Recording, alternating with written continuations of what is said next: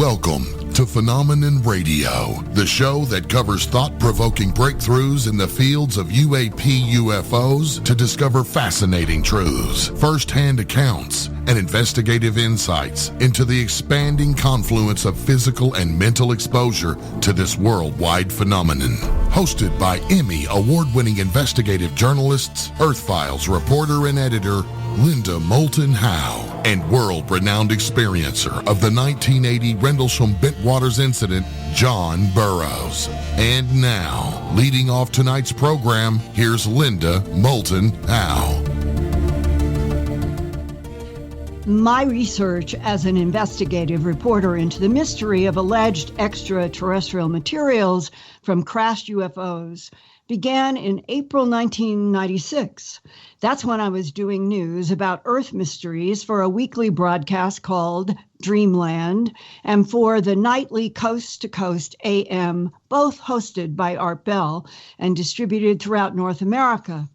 In mid-April 1996, we received the first of 5 typed letters, each postmarked from South Carolina and signed "Only a Friend."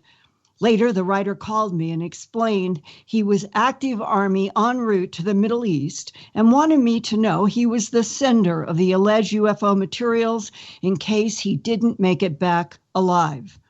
I asked him if the highly strange content of the letters was copied from his grandfather's original diary, allegedly left in a box with metal pieces before he died in 1974.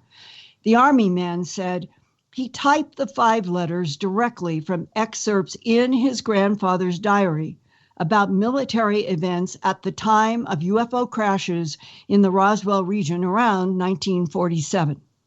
The first letter was dated April 10th, 1996, and included several pieces of square-cut gray metal, not the bismuth, magnesium, zinc that would come a few weeks later, but allegedly other metal squares in odd shapes cut from the same crashed UFO. The first letter stated, quote, "The precise location of the crash site was a trajectory track that was plotted at 31 degrees 20 minutes to 32 degrees north latitude. Object reversed course exactly without any discernible deviation proceeding to impact site between San Mateo Mountains and Sierra Blanca," close quote. Well, a UFO reversing its course implies intelligent control of that aerial craft at that moment. The debris field was supposed to be about 30 miles from Roswell Army Airfield. The likely location was below Oscura Peak, southeast of the Trinity site on White Sands, where we tested the first atomic bomb in July 1945. I sent those first silver gray metal pieces to Alcoa Aluminum for testing, and their lab confirmed over 99% pure aluminum. A month later, the Army sergeant sent completely different metal pieces described by his grandfather's diary as, quote, "prefabricated shell-like shielding from the bottom of a wedge-shaped craft. Those sample extractions radiated light for a full 3 hours, originally located on the central underside of wedge-shaped craft. Secondary examinations at Los Alamos facility, footlockers subsequently airlifted by courier to Wright Field, Ohio," close quote. I was able to work with a scientist at the University of Michigan who confirmed there were some 30 alternating layers of 1 to 4 microns pure black bismuth and 100 to 200 microns of silver magnesium zinc alloy.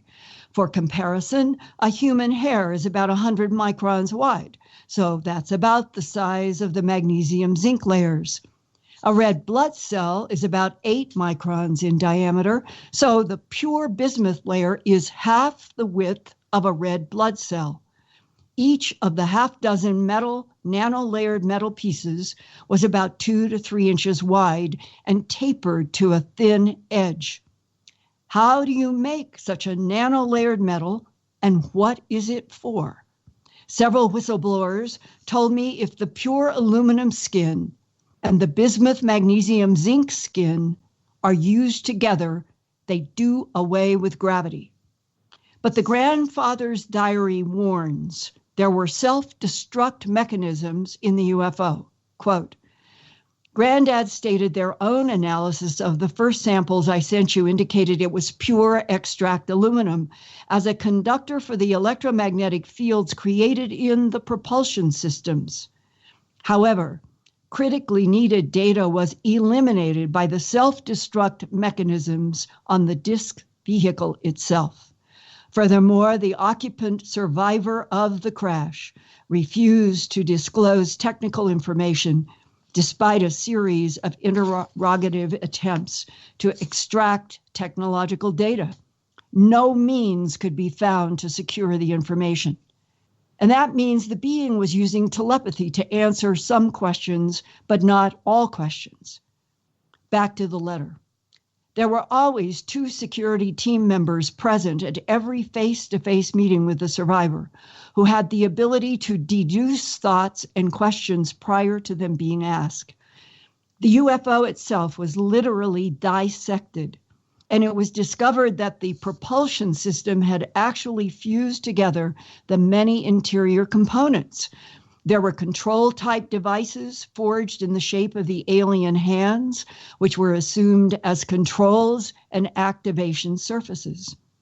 What is today fiber optic technology was part and parcel of the alien technology within the control panels, albeit fused and melted when the self-destruct mechanism was activated. Of course, the military was concerned as to the ability of the aliens to enter our atmosphere at will, undetected, and thus they recommended to the president, and that would have been Truman to Eisenhower, that a space program be set into motion, and that a system of satellites be placed into orbit by 1957, and this satellite system be patched into the then distant early warning or DEW line, which later became NORAD. Granddad stated that it was his opinion that NORAD was formed not only to track possible ICBMs from hostile nations, but as an established detection system for UFO craft. That is why the NASA Space Agency has been incorporated by and large with our armed forces, and there are so many classified missions, close quote, from the grandfather's 1940s diary. Today, in 2018, the nano-layered metal has become increasingly important as the sciences of nanotechnology and terahertz frequencies have evolved.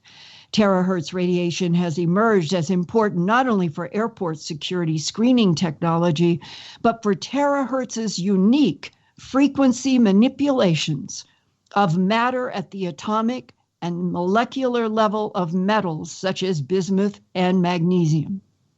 On July 26, 2018, Tom DeLonge, CEO of the San Diego company To the Stars Academy of Arts and Science, announced a new program for acquisition and data analysis of materials, also known as the ATOM Research Project. One of the materials that ATOM will be studying through physicist Hal Puthoff at the Institute for Advanced Studies in Austin, Texas, is a piece of the layered bismuth magnesium zinc from the grandfather's box that I have been trying to understand since 1996 and that I hand-delivered on August 6, 2018 to the ATOM Project in San Diego. After this short break, joining us on Phenomena Radio will be Grant Cameron, producer of PresidentialUFO.com, who is trying to keep up with what is happening behind various scenes, from laboratories to Washington, D.C., secret congressional briefings that could all be leading up to public hearings, and finally, confirmation that we're not alone in this universe, where quantum consciousness might be the connecting fabric of all life. Thank you, Linda. And you're listening to Phenomenon Radio live on the KGRA digital broadcasting station. Tonight's special guest, Grant Cameron, will join the show right after these messages.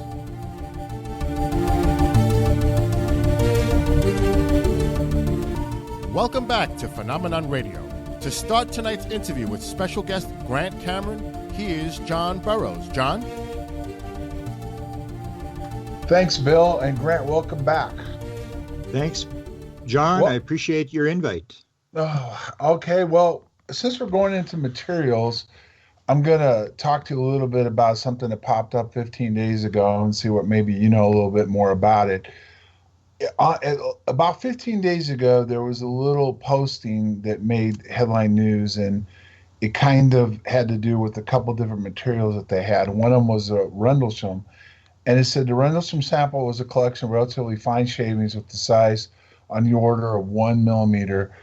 And then it says, we're well aware of Rendlesham's story given its significance media exposed over the last couple decades, but have no knowledge of this particular sample or how it was collected.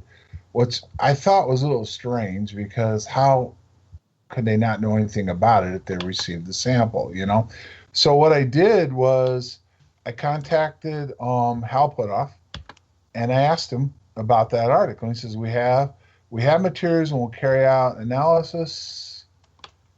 Then I came back and I said to him, agreed. You told me that in November 2014. Why is it taking so long, and why release it now? Because when I was down there in 14, we talked about a sample that somebody had. Then he said they just got the sample in their lab a couple of weeks ago. And then I asked him, could I get in, once they analyze it, will you fill me in? And he said, yes. So do you know anything more about, through your sources, about what they have and what they're planning on doing? No. I first heard about the piece from Linda. That's the first time I heard about it. It would appear, I mean, I'm just guessing, I'm just speculating that they have some money to do this kind of stuff, because I know of a piece that a piece that I know someone has, and Jacques Vallée went and asked for that piece, and Linda mentions that they asked for her bismuth magnesium piece. So I would just assume that they have some money. They're able to do this kind of analysis. They've got the equipment to do it now. And it doesn't really prove that any of the stuff is going to be legitimate off-world metal. I mean, maybe it's somebody who claims this is a piece from Rendlesham, and that's why they're going to analyze it to see, does it have some unusual characteristics, or is it, made in some factory somewhere? John? Wouldn't they grant, here's what I'm trying to figure out. You just don't waste time and money on something you receive unless you have some more insight to it, I guess is what I'm getting with. Because the equipment that they need to do this was very expensive, high-end equipment. So that's why I was hoping you knew a little bit more. I mean, I could send them a piece of metal. Do you know what I mean? So that's what intrigued me. Exactly what are they looking for, and what are their parameters before they're going to take the time to test something like this? Do you have any idea what those are? Well, no, but what I'm saying is that they don't know. I mean, somebody claims this is a piece, the same as the piece I know about, claims to be from a crash. I know what the crash is, and I handled the piece. It didn't look anything unusual to me, and I know they've got that piece, but that doesn't mean it's just a claim. So they can't really. They're trying to sort of verify, is this, got something unusual? Like the bismuth magnesium thing is pretty unusual. There's no way anybody on Earth has created that. So That's what I think they're trying to do, is they're gathering up all these pieces from around the world, from different countries and stuff, and they have to run it through the test. They can't make any statement until they run it through the test. That would be my opinion. John Burroughs, have you heard from anybody in the last year or two anything about physical evidence at Rendlesham Forest when you were there? Well, they had the plaster casts. That was really the only thing I knew kind of for sure, other than when Doty showed up on the scene and started talking about Rendlesham. They said they retrieved samples from the forest and they were hauling away, and OSI was involved and these other agencies were involved. And when I posted this article, then he came back and implied it was something that they recovered from the forest. So I don't know. I really don't know. I think I'm very perplexed, because if this is state-of-the-art equipment that they've never had before to be able to test this. It wasn't that they didn't have these samples. It just is they didn't have the resources and the equipment to test it. And I guess what I'm confused about is anyone could send something in. Like you said, Grant, you handled a piece of material that didn't look any different to you. So, and I think they would test everything. Let me give you an example. There's a couple of examples. I dealt with HAL years ago because I was involved in the Canadian research. The Canadians handled a lot of material back in the 1950s. So I had some interactions with HAL back then. Really nothing went because I really didn't have any of the pieces and stuff like that. And I know the one story, and I can't find the email, but there's the story. I don't know if you know the story about John Lennon and Uri Geller. Do you know that story? No. Okay, so Uri Geller tells a story that John Lennon takes him to a restaurant in New York City, and he tells this bizarre story about waking up in the middle of the night, and Yoko Ono is beside him, and it's the classic abduction thing where he can't wake her up. She's lying there, he can't wake her up, and this light is coming under the door, through the door, the keyhole and stuff on his condo at the Dakota there, and he thinks there's a fire in the hallway. And he can't wake Yoko, and he goes to the door and he opens the door, and what he tells Uri Geller, and this is Uri Geller telling the story, that there was these effing bugs standing in the hallway, and that he tried to go after them, but that they basically forced him back just by thought. And then he said the next thing he remembered was he was lying back on the bed. He's on top of the covers this time, and it's in the morning time, and Yoko wakes up, and he's got this bronze egg in his hand. And so according to Uri Geller, he takes this egg and he meets with Uri Geller, and he says to Uri, he said, you're into this kind of stuff. He tells him the whole story about this incident occurs in the middle of the night. And he says, this may be my ticket to another planet, but I'm not interested. You can have it. So Uri has this piece. And I was trying to find the email, and I believe that HAL offered to do non-destructive analysis on this piece. And Uri said he wouldn't allow it to be analyzed because he was always afraid that it might end up being made in Taiwan. And so when this came up, I contacted Uri, and he told me the same story. He said, yes, I will never allow it to be analyzed. It's on my possession all the time. So that's, to me, HAL's a guy who's, trying to figure out the bottom of this thing. And I think anybody that brings him a piece, unless it's very obviously a fake piece, HAL's going to take the time to analyze the piece, especially maybe now because of the To the Stars, they've got some sort of money where they can pay for this very expensive equipment. Yes, and in fact, they still have the challenge that Jacques Vallée had for about 6 or 7 months, because before taking the piece to San Diego and doing a paper, doing an agreement that they could have it for a certain period of time, just like with Jacques and all the other people that I've worked with for the last 22 years, the whole goal, first with Jacques Vallée and now with HAL, is to see if they can get a certain extremely high terahertz frequency to interact with the bismuth, magnesium, zinc, because the hypothesis is that there is what is called subatomic or molecular intelligent placement, and that the terahertz, because at a certain high extreme frequency, it literally, the waves from the terahertz will be atomic size, Grant. It's unbelievable. And then what they think happens is if you can work at the atomic and molecular level with terahertz frequency, that's when you might be able to produce lifting bodies. And where did this idea come from? Is that coming from HAL? Because if it's coming from HAL, or is it coming from the report out of Great Britain that there was terahertz there, or John's injury or stuff? Or like where do they get this theory that this is going to work? Back to 2012. HAL has had the bismuth, magnesium, zinc piece from me 3 times. The first one was different than these last 2 times. It's the same piece the last 2 times.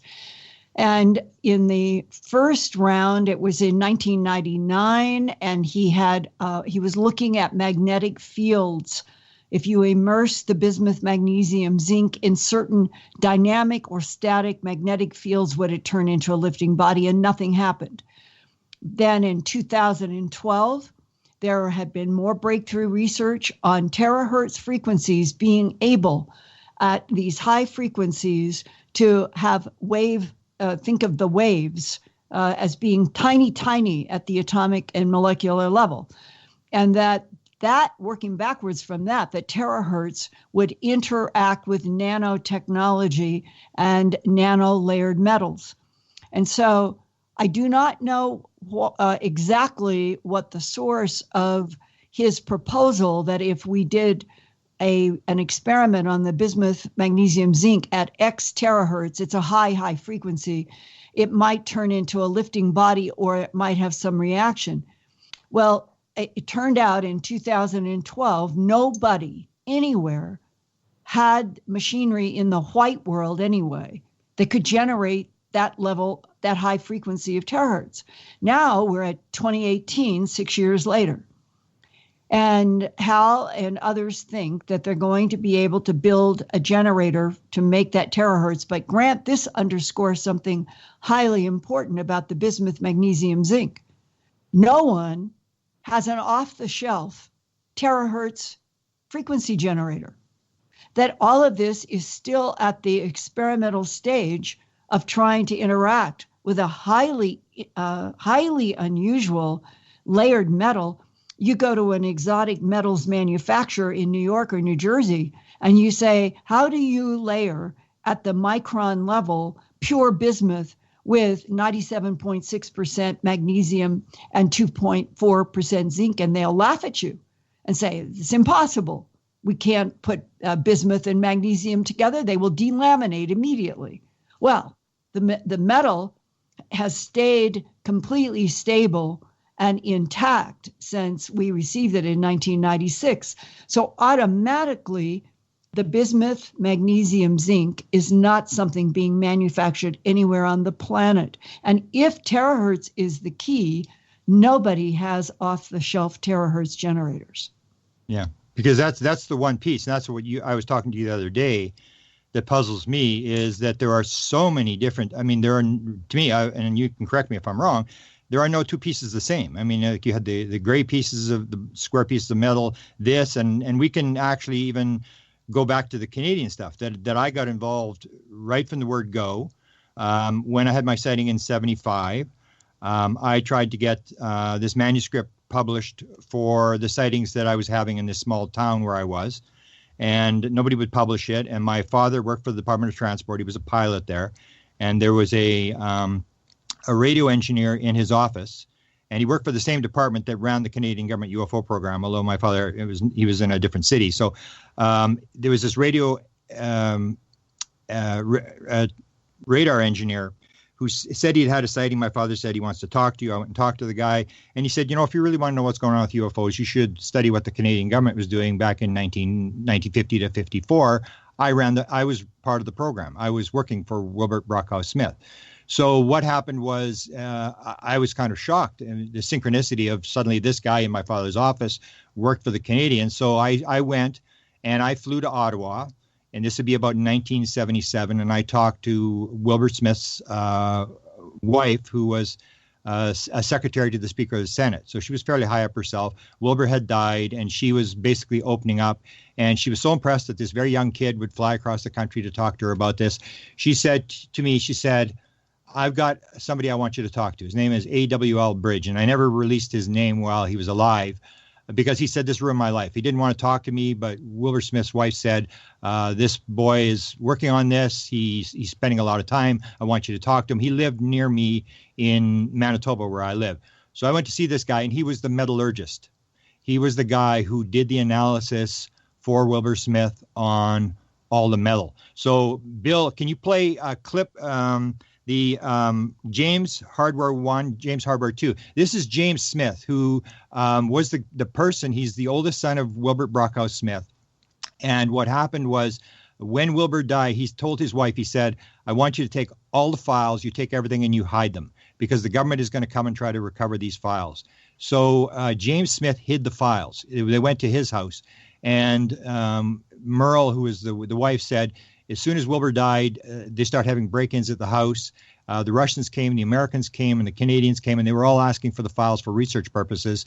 And it was evident to her that they were looking for these files. So James Smith kept these files secret for many years. Then they went to a researcher in Ottawa, and they're now at the University of Ottawa. I have copies of all the files. And so it came down to this metal type stuff. And so James is talking, and he's interviewed. This would be about 10 years ago. With the two clips you're going to hear are James, who's the oldest son, talking about Wilbur Smith, that the American officials, not the U.S. Air Force, but the American officials were sending a lot of this hardware to Canada for analysis. So, Bill, can you play those two clips? Many times I do remember blue military cars pulling up to the house and leaving packages of things for him to do metallurgical analysis on. And we'd asked him what they were, and he said they were chunks that unidentified things that the military had either shot down or found. Unidentified things, or did he actually use the word flying saucers? Or yes, on a couple of instances, I remember packages about the size of a loaf of bread coming in. The box would contain a chunk of metal that he'd been told that the Air Force had shot a chunk off of a flying saucer, and they'd already done some analysis of it. I would like to have him to have a go at it too. So now, was this the American Air Force, or the Canadian Air Force? Well, I don't remember what color the plate it was, but it came from the States, whether it was delivered to the house by a Canadian. Yeah, so it came from the States. Yeah, that's right. Yeah. You actually saw some of these pieces as well, Jim? Oh yes, okay. I saw them when you unpacked the box, see what's in there, and take a look at it. How old would you have been then? Oh well, looking 10 to 17 in that age group. Did you get an opportunity to handle any of them? How would you know what was an unusual-looking piece of metal at the age of I got to 17? handle a few of them. One was a chunk about the size of a brick, semicircular in shape, very smooth metal except where the jagged edges of where it had been disconnected from whatever it belonged to. It was quite heavy in terms of its size. He had analysis done of that one. I remember seeing that particular analysis.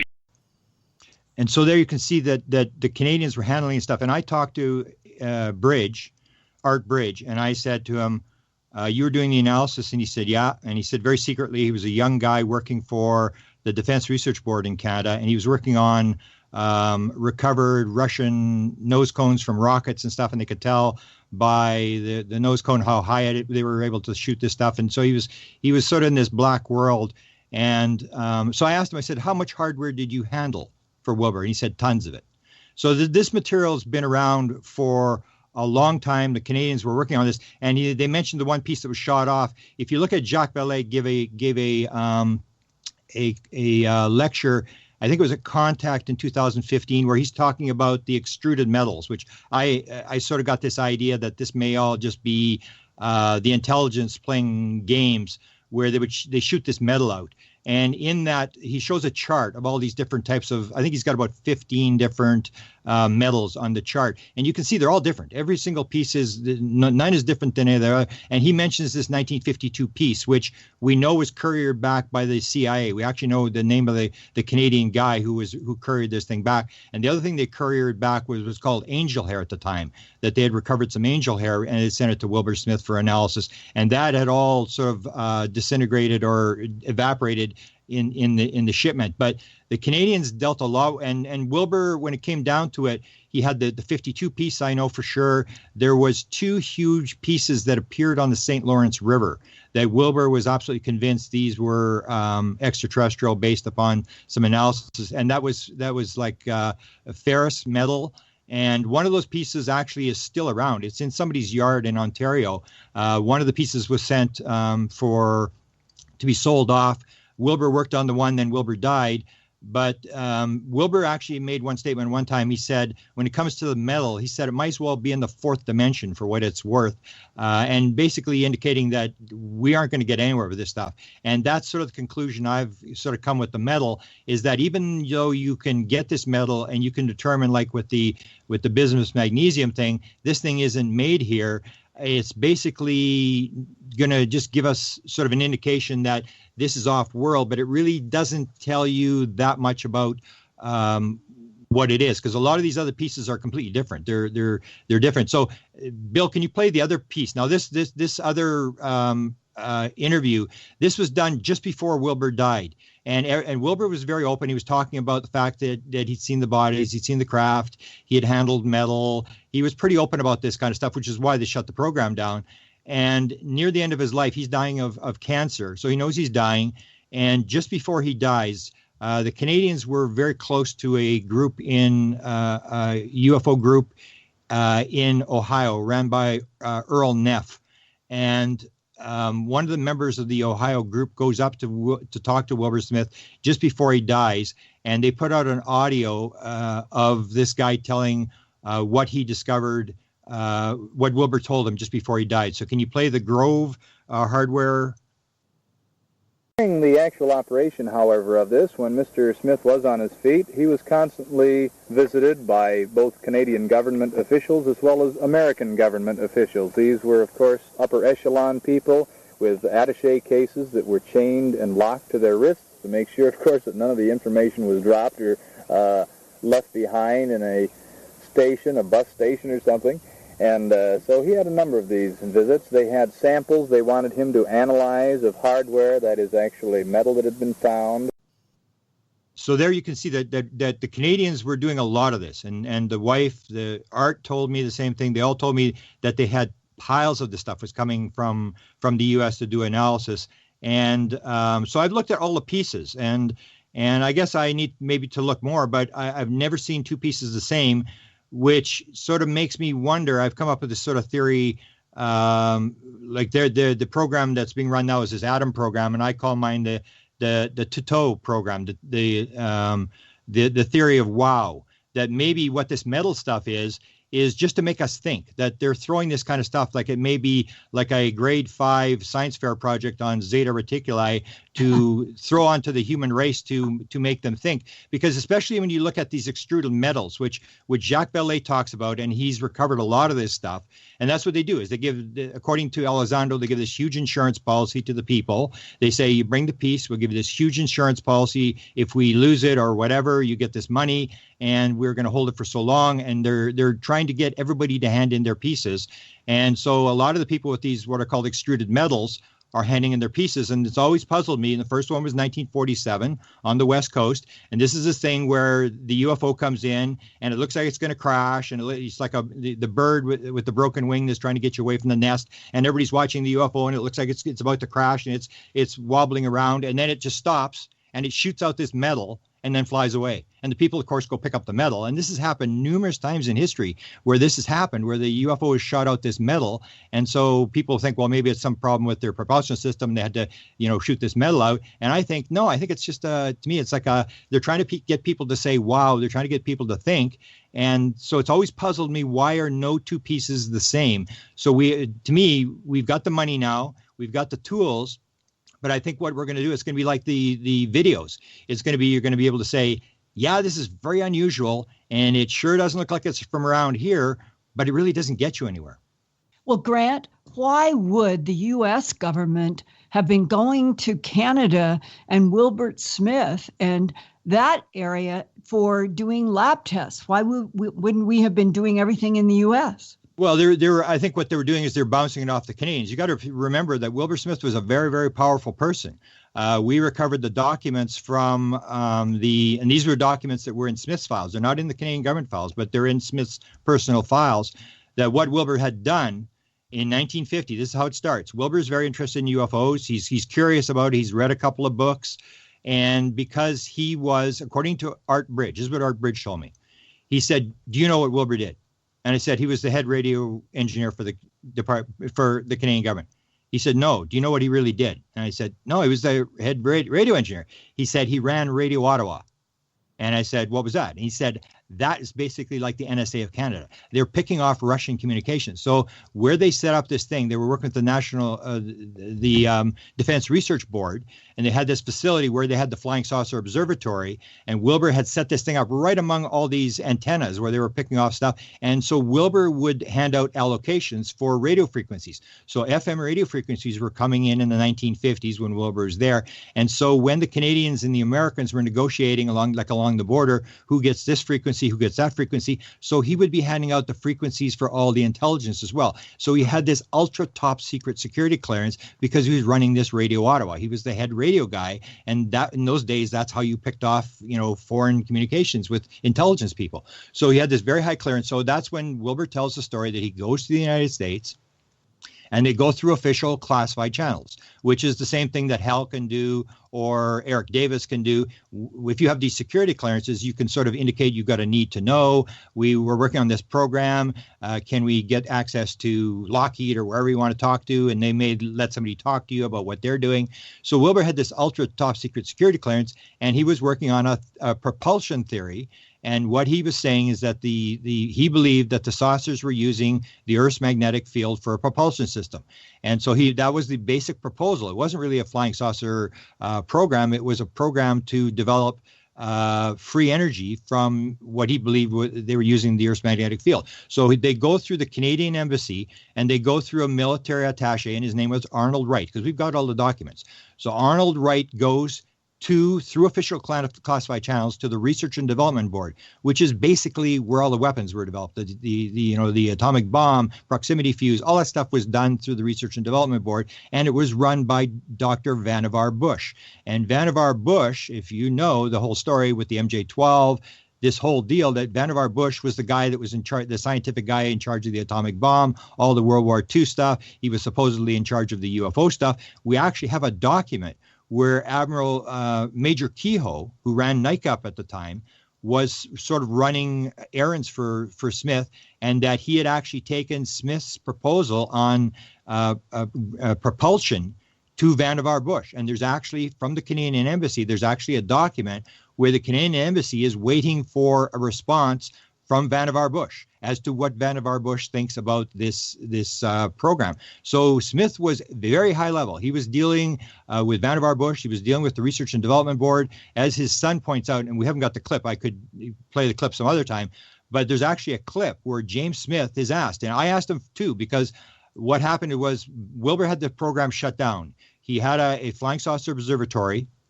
and on August the 8th, 1954, what happened was and this is where this radar guy was involved. He was a junior engineer who was changing paper tapes. So they had the 5 different things that were changing noise, gravitational field. They had 5 different instruments going inside this, what they call the Flying Saucer Observatory. And on a Sunday afternoon, this guy, this radar guy, whose name was Ernie Epp, told me, he said, this thing went flying over, and they were looking, but it was overcast, so they really couldn't tell what it was. But he said that everything went right off the chart, like everything, right off the paper. It was just a massive thing. And he said, so Wilbur said, it wasn't a plane, it wasn't this, it wasn't that. If there's nothing wrong with the equipment, we just detected the first flying saucer over the Canadian capital. And they immediately, 2 days later, shut the program down and said, he's not allowed to use the equipment, he's not allowed to make statements on behalf of the Canadian government. So what he did is he went private with his people, and Art Bridge was one of them. And he had a guy from the Air Force, he had a guy from the Navy, he had all these people, and they were working on this gravity control program where he was using this spinning magnetic field thing for the propulsion system. And they were working on this whole thing. And one of the guys who, when I talked to him, was dying, and he was very upset, I don't want to talk about this, had been telling the story that Wilbur had seen the bodies in the craft, that they'd actually taken him to a base outside of Washington, D.C., and they had shown him the craft. And so I asked James Smith, and then James Smith goes on a radio talk show where I taped it. And well, I think I've got the tape with him talking as well. But he said, Buchanan, who was the guy, he said, Buchanan was telling the story secretly that your father saw the craft, and they showed him the bodies. And he said, yeah, that's true. And I said, did you hear that from Buchanan, or did you hear that from your father? He said, I heard it from my father. And I said, when did he tell you that? He said, he was dying of cancer. My father knew he was dying. At the very end of his life, I asked him, and he said, there's nothing more they can do to me. So I can tell you, yes, I saw the bodies. Yes, I saw the craft. And of course, the first question I asked was, were they grays? And he said, no, they weren't. As far as I remember my father telling me, they were small, they were human-type people. They were very small, but they were human-type people. So the Canadians worked on this an awful lot, and Hell knew this because Hell was making some inquiries and stuff to see whether this stuff, but we don't have any of the Canadian pieces. But the Canadians had a lot of material, stuff that they were finding, and a lot of stuff. And I think it was through this channel because they were dealing at a very high level. If Smith was dealing with Vannevar Bush, and we have one document that indicates he was, then they were dealing at the highest level. So the Americans are trying to figure out. That's where we got the whole thing in 1950 in the top secret memo. That's where it first appears, where Wilbur says, we learned from American officials 4 things. Flying saucers exist. It's the most highly classified subject in the United States. It's of tremendous significance to the Americans, and they're not getting very far. And there also may be involving mental phenomena. And the Americans aren't doing very well because they've said if we're working on mental phenomena, they're willing to exchange credentials and talk to us. So already in 1950, this is where I got the first indication that this mental phenomena thing, which comes down again with metals. If you talk to, and I just interviewed Rebecca Hardcastle-Wright a couple nights ago on my show, and she's one of the 50 people that I've interacted with, read about, that have flown the ship. And what people will say is that the ship is alive. And Rebecca said that you put your hands on this panel, you can fly wherever you want, whatever your mind determines. And so the craft is Kathy Martin calls it biomechanical, but it has a biology thing to it. So when I look at the layered piece of metal that they're doing it one atom at a time, to me it's biologically created. It's almost the same as and I always bring it up in my lecture, the very simple thing of a cell, the division of a human cell. We say, it just divides, it's no big deal. It's 100 trillion atoms. Wow. So the cell takes to build a second cell, it has to source 100 trillion atoms. It has to put them in the right 3-dimensional place in the lattice, and it does it in 16 hours. So to me, that would be how they would be doing it, that it has this biological element to the craft that all experiencers talk about. The craft is alive. So it's not just metal. To me, it's much more complex than metal. And Grant, was the implication that the Canadian government shut down Wilbur Smith? Is the implication that Vannevar Bush in the United States would have demanded that Canada shut him down? No, Wilbur said it was just an embarrassment to the Canadian government. He wrote about it. He lectured about it. He said it was just a great embarrassment to the Canadians. He said the reason they basically didn't want to do anything is because they had absolutely no control over what was going on. And he said, if you're an elected official, that's the last thing you're going to do is say, I have no idea what's going on. So he said they pretended it didn't happen and tried to make it go away. And that was the only way they could deal with it, was just to pretend it wasn't happening. Just sort of put it on kick it down the road. And he talked about this very open. He said, basically, it was just the fear that they had no idea. And even Wilbur said, no idea whatsoever. He said, it might as well be in the 4th dimension for what it's worth. It's so far ahead of us. That was his impression of this kind of stuff. And you got to remember that he was actually, we can get into this whole thing about whether we're getting help. I mean, he basically wrote a book called The New Science, and there was only a couple hundred copies. I've got 2 copies of his book, which has got to be worth about $1,000 a copy, because there was only a couple hundred of them printed. And most of those books did not go to the United States or Canada. They went to the Soviet Union and to the Scandinavian countries, according to James Smith. And that book was dictated. He said right in the inside cover, Wilbur said this book was dictated or was given to Wilbur Smith from advanced beings more advanced than we are. So Wilbur had a lot of stuff about how the world worked, how he was being told the world worked. But in terms of how the gravitational thing worked, his wife told me the whole thing at the end, where he went to the Canadian government for funding on this program. He was spinning this plate at 18,000 revs a minute, and NASA is doing it, and there's a group in Europe that's doing the same sort of experiment. We take this plate and you spin it with magnets. He was using magnets epoxy to this plate, and he's spinning at this very high rate, and it was causing this gravitational lift thing where it would be way less and stuff like that. So he was working on this, and he went to the National Research Council near the end of his life. His wife told me this story. And he went to a guy by the name of Dr. Rose, and Rose said, write it down and we'll take a look at it. And he said, no, I'm not going to write it down, because if I do, you're going to come in and just grab it. And his wife said that he had 37 patents, and the Canadian government had stolen 36 of them. And they only had one that he'd gotten through, because they said, you're working on Canadian government time, therefore we own all this stuff. He would build radio systems for planes and stuff like that. And she said they took it all. So he wouldn't write it down. And they said, no, unless you write it down, we're not going to take a look at it. And his wife said he came home. This is shortly before he died. He came home. He took the experiment apart, and he said, it's probably better they don't have it anyway. They're just going to make bombs out of it. And she said, till the day he died, he never, ever mentioned the experiment again. Wow. And can you summarize what are the key, we'll say, breakthrough thoughts in that book that he downloaded from the ETs? Well, it's very complex. It has to do with the spin of the atom and all these. It has a lot to do with spins and how the world starts. Nothingness. It starts with a lot of philosophy. And there was actually a group in Ohio. This is why, I guess, one of the reasons why the Ohio group is so close. They actually had a study group where they were actually trying to figure out what this was all about. And Wilbur never finished it. I think the last chapter, maybe the last 2 chapters, never got written because he died before he finished the book. But it basically goes through how does the universe work, things that we've got wrong. We've assumed this, and it's actually this. And remember, it had a lot to do with spins, the spin of stuff. Yeah. What is the new science? What is it that we have wrong and that they are saying the way it really works?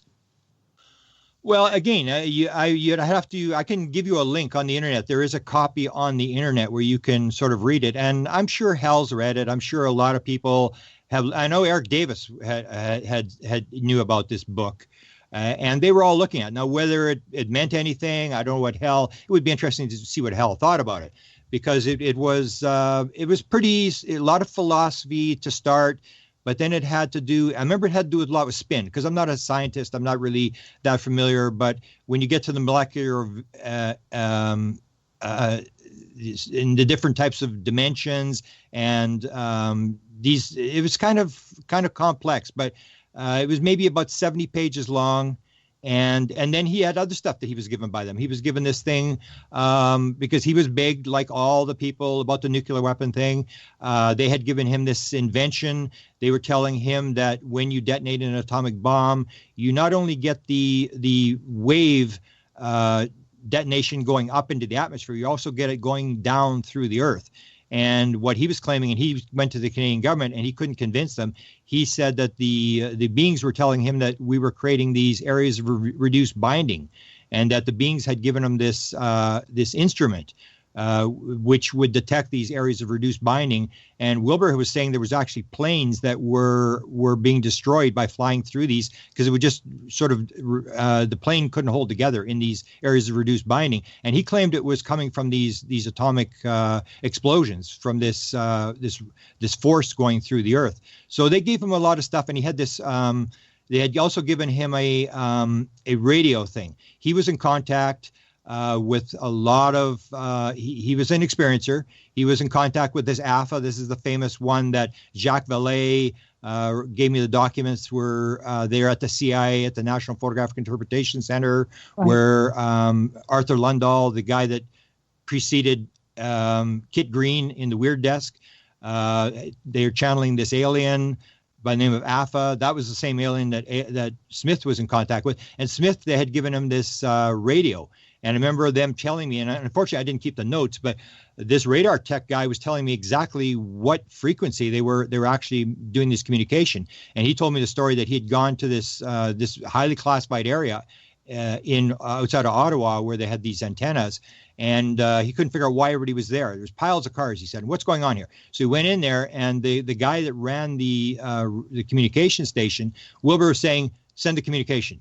And they were sending this communication to this alien. And the guy said, I'm not. This is an official Canadian government communication station. I'm not sending it. Wilbur said, send the communication. And the guy refused to do it. And this big standoff took place. And Wilbur had been given radio stuff that he'd built, that he actually believed that he was had this contact with this being, and maybe that's how he channeled it. And the guy that did the metal also told me that Smith, I said, well, how did he get the message? And he said, well, he got all different methods of doing it. And he said the one was that he would wake up in the morning and he would always keep a pad by the bed, almost like musicians do. He'd keep a pad by the bed, and he'd wake up in the morning, all this stuff would be on the pad. And then he would say, okay, AFA says we're going to do this. AFA said we'd do this. And then the story that this Buchanan guy told, and then I also heard, so I asked the Art Bridge about this. I said, is this story true? And this story tells a story that they're working on this gravity-controlled experiment, and they're spinning this plate at this very high rate of speed. And they're in the garage, and it's a Saturday morning, and Art Bridge said, I'm in there, and he said suddenly they get a phone call from a blind telex operator who was one of the people who was getting contacts with this AFA. And the blind telex operator says to Wilbur, I got a message from AFA. He said, shield the experiment. And Wilbur said, okay, shut it down. And they build this brick wall around this experiment. And Wilbur at one point actually talked about this, although he doesn't get into details. They built this brick wall around this revolving plate thing that they're spinning at this very high rate.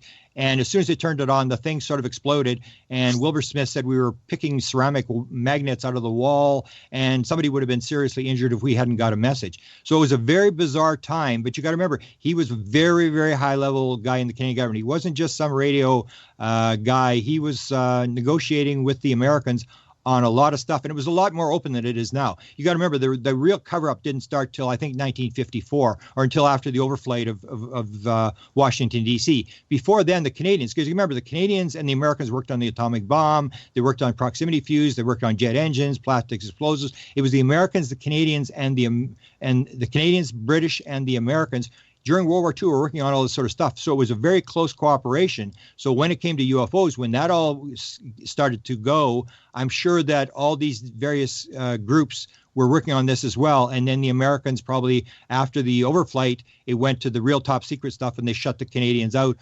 Because once Wilbur's program was shut down, he really had no access whatsoever to what was going on. Well, why do you think, though, that they shut it down? I remember there was that Mrs. Swan, and didn't Mrs. Swan talk about AFA as being a tall, blonde humanoid? No, yeah, he was a human type person, and but she started in 54. It was actually the day before Halloween in 54 where she started to get it. So Smith was in contact with her because it was the same alien. There was about 5 people in contact with this AFA, and so he was getting stuff from her. And but the Air Force was watching her, CIA was watching her, Navy intelligence was watching her. There was actually a letter sent to President Eisenhower about her, and she was the one that dealt with Betty Hill, this bizarre synchronicity thing that happened with Betty Hill, where when Betty Hill, people don't realize, when she first had the encounter, this was like aliens grabbing people off roads. It's like, yeah, right. So when she went to NICAP, they really didn't want anything to do with her. It was like, get out of here. Aliens don't grab people off roads. And so one of the people on the board was Admiral Knowles, and Wilbur Smith was on the board of NICAP. He was a major researcher. You can go back in the 50s. You'll see a lot of articles on Wilbur Smith in the 1950s. He was a major figure in ufology because he was this high-level Canadian government guy who was actually talking. And so Knowles actually takes Betty Hill over to meet with Francis Swan. And that's Brad, when you... Can we pick this up on the other side? Let's pick up with what happened between Mrs. Swan, Betty Hill, Wilbur Smith. That whole era is absolutely fascinating. And right now, we need to take a break. Thank you, Linda, John, and Grant. This 50-minute uninterrupted segment of Phenomenon Radio is brought to you by OnlineVibes.com. Your connection to mind, body, spirit, committed to connecting you with healing modalities that can manifest a true and healthy change in your life. Visit the website at OnlineVibes.com. That's vibes with a Z. Tonight's special guest, Grant Cameron, will be back with Linda and John right after these messages.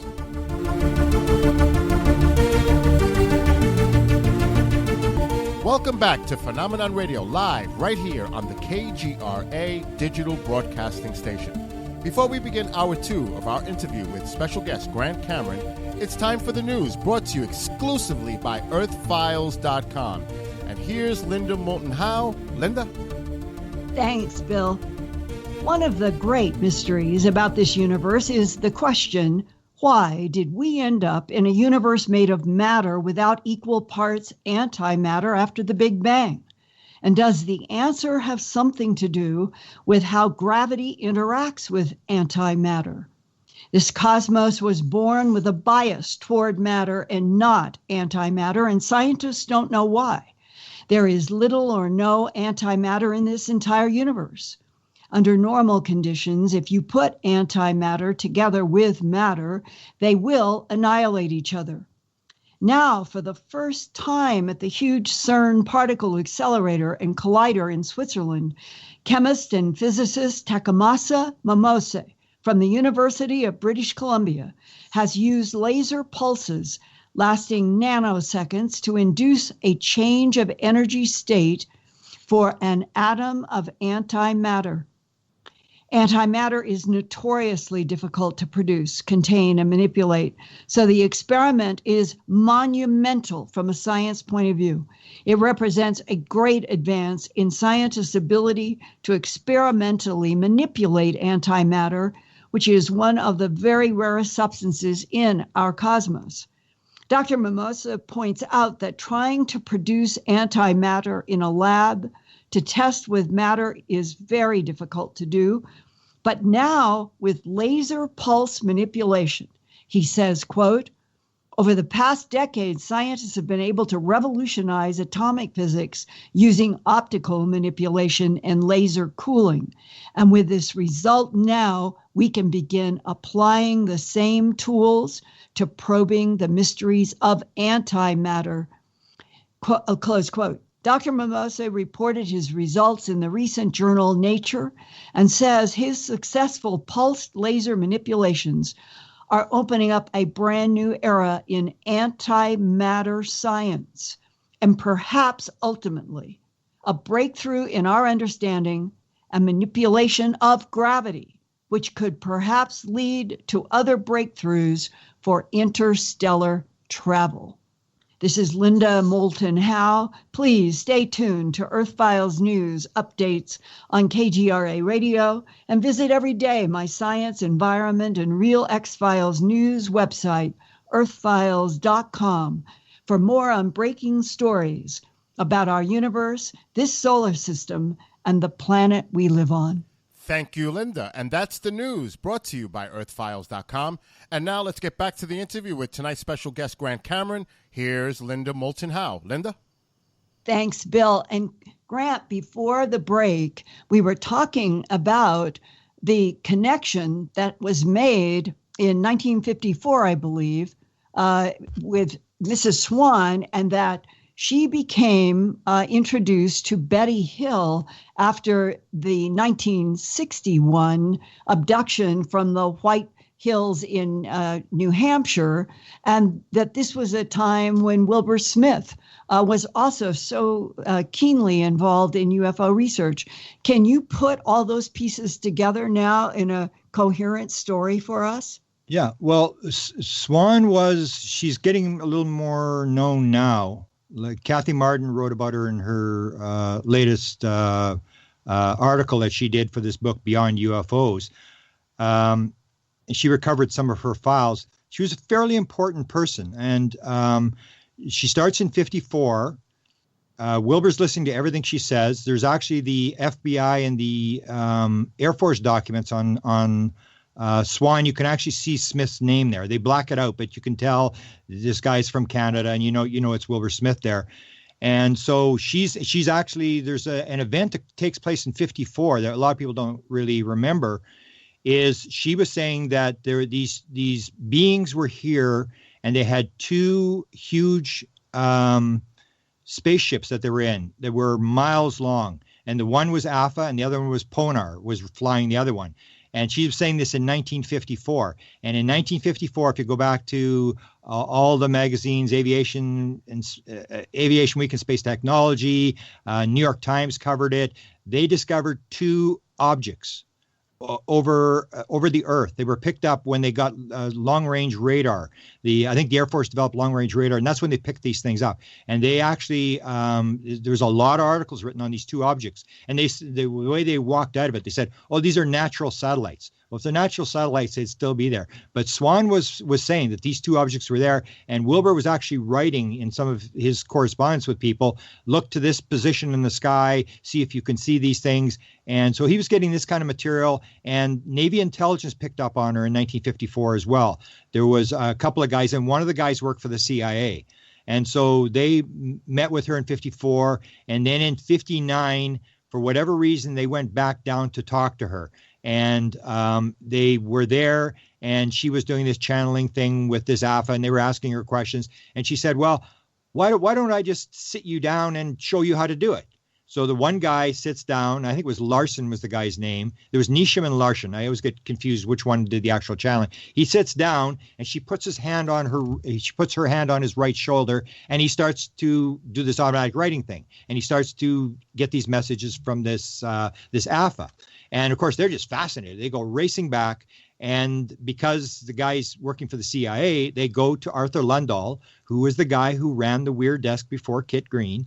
And Arthur Lundall was big time into UFOs, big time. He said it was a very important subject. In fact, Hal Puthoff at one point contacted me because I had a whole collection of Arthur Lundall correspondence from various collections that I had seen where Arthur Lundall's talking. And Hal said, I understand you got some stuff from Arthur Lundall. And I said, yeah. He said, can I get a copy? I said, sure. So I sent this thing to Hal. Hal knows the importance of this guy. And he was the guy that supposedly briefed the president. He's the guy that ran the National Photographic Interpretation Center, which analyzed all the U-2 and SR-71 photographs. That's why it was so highly compartmentalized and classified. They had it in a slum in Washington, D.C. And the people around this building, the National Photographic Interpretation Center, thought the Americans were printing money there because it was such high security, and yet it was in the middle of this slum in Washington, D.C. That's where they hid it so the Russians wouldn't know where it was. So they go back to this building, and this is in this documentary that, Linda, you and I know very much, this one, UFO Cover-Up Live,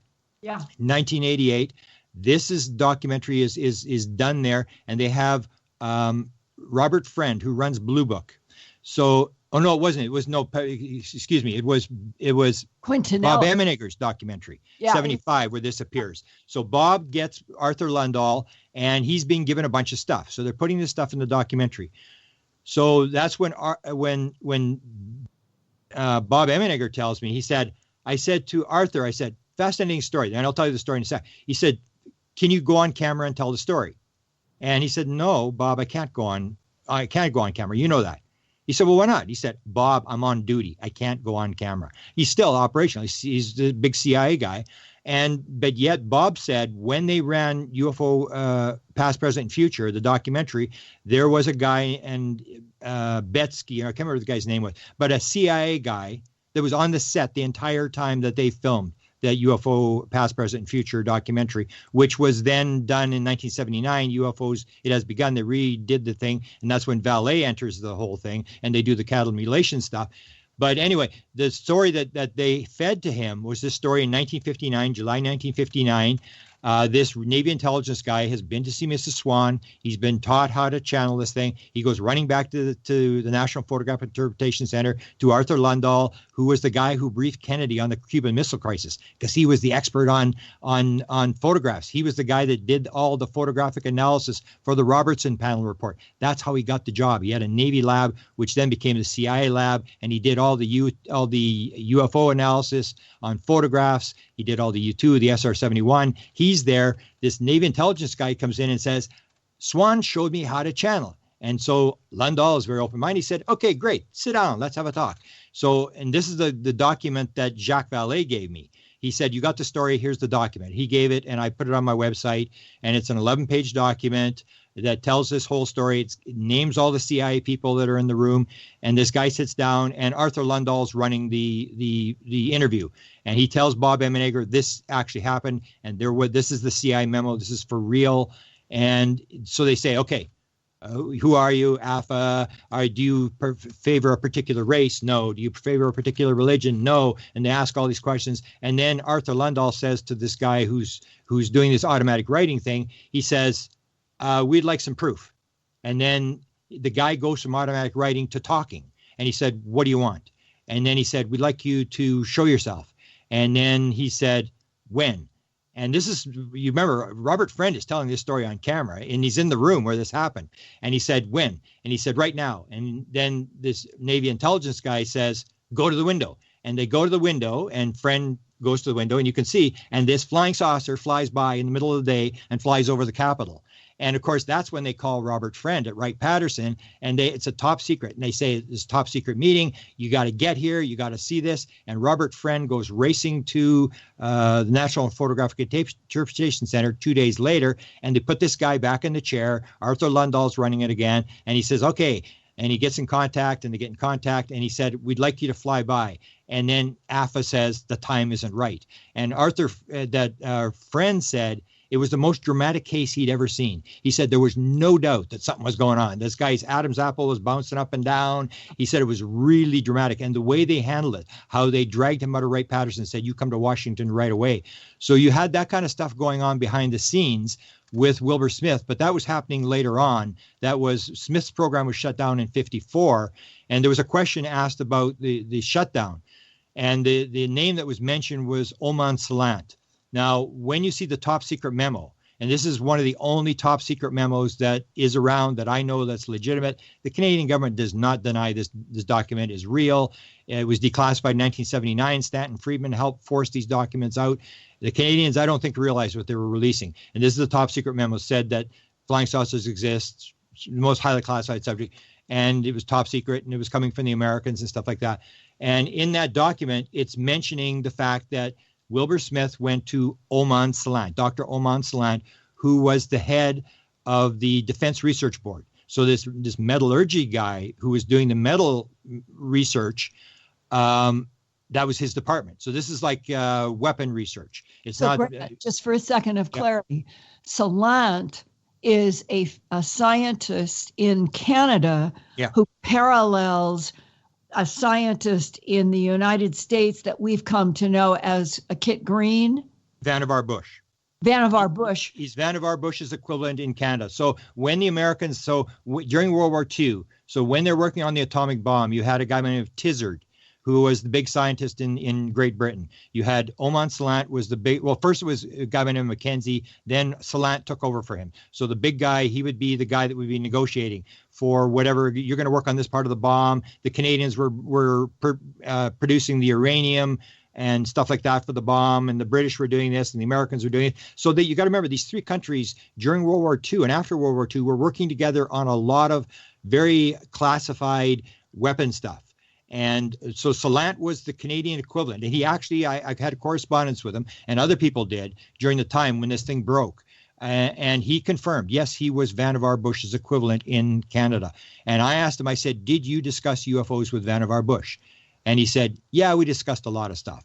And he sort of beat around the bush and basically confirmed, yeah, this was for real. And so I asked him about the top secret memo. So what about the top secret memo? It says Wilbur was told that by American officials, not people on the street, American officials is the word he uses, that flying saucers exist. It's the most highly classified subject in the United States, rated 2 points higher than the hydrogen bomb. And he said, well, he didn't have authorization to put top secret on the memo, which didn't make any sense. Like, what are you going to put it in the mail and mail it and let somebody on the other end decide what it's going to be top secret? Of course you classify it top secret, because it was declassified to secret the month after it was classified top secret. But Oman Salant didn't deny anything. He said, yes, this stuff was going on. We tried to confront him about these documents through the Canadian Embassy. And he really said he really didn't know much about what Vannevar Bush's position was. But that was the key thing. We weren't dealing with, say, some secretary in the Department of Defense or something. We were dealing with Vannevar Bush, who is, by most people consider, if he was involved in UFOs, he was running the thing, because he ran the atomic bomb. He ran everything. He was this super powerful guy and was very good friends with Dr. Eric Walker when we did the Eric Walker book. Walker was very close with Vannevar Bush and with his sister. So you had this group of scientists that came out of World War II. Vannevar Bush was working on the atomic bomb. Eric Walker was working on the homing torpedo. Smith was working on communications intercepts and stuff like that. And it was much more close than it is now, this cooperation between the British, the Canadians, and the Americans. Wow. And now, what was the communication, the relationship between Mrs. Swan and Betty Hill? Well, what happened there was because NICAP really didn't want anything to do with this. They thought this was crazy stuff, grabbing people off the road. So Wilbur Smith was on the board of NICAP, and he fought with Kehoe all the time. He was saying, I'm in contact with these aliens and all this kind of stuff. And Kehoe really, in some ways, didn't really believe that kind of stuff. He had doubts about the Adamski and all these guys. And so they were fighting, but Wilbur was such a powerful member of the board that there's nothing he could do about it. And the other guy who was on the board was a guy by the name of Admiral Knowles. And Admiral Knowles wrote a great deal about this piece that Jacques Vallée shows in his lecture. It's called the 52 piece. This is this piece. The rumored story was that it was during the overflight of Washington that a Navy fighter had shot at it didn't sound like it was a saucer. It sounded like it was like an orb type object, a small object. And Wilbur Smith talked about the fact that they had shot a piece off this thing, and it had fallen down and it had been recovered by the CIA. And it was called the 52 piece, and it was brought by a CIA courier. I think his name was Goodfellow, was the guy's courier that brought it back to Canada to Wilbur Smith. So that piece, and Wilbur talked about that quite a bit, about this piece and what it looked like and what it was made of and all this kind of stuff. And I don't recall the details. It's written up quite a bit, but that's the one that Jacques Vallée, you'll see in his show where he shows the different pieces. That's one of the pieces he talks about. So it's a fairly well-known piece.